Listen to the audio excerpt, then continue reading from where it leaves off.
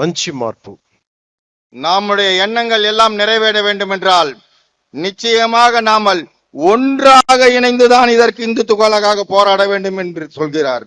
அப்படி ஒற்றுமையாக நாம் போராடினால் நிச்சயமாக நமக்கு வெற்றி கிடைக்கும் என்று கூறுகிறார்.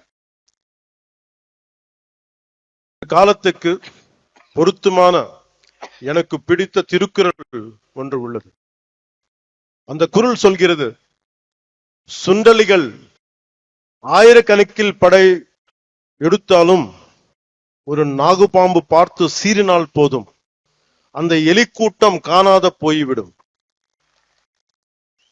அதுபோல நமது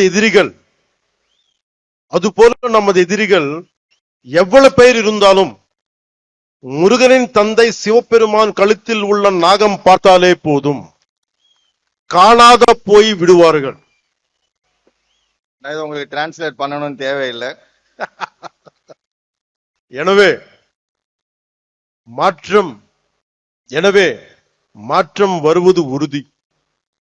change is bound to happen. మార్పు తథ్యం.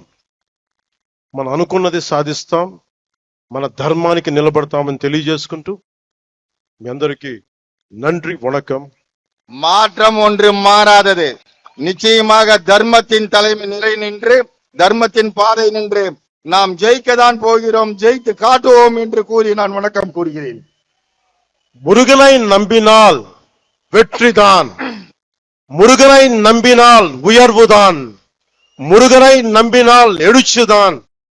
அந்த வெற்றிவேல் முருகனுக்கு அரோகரா, அந்த வீரவேல் முருகனுக்கு அரோகரா, அந்த சூரவேல் முருகனுக்கு அரோகரா.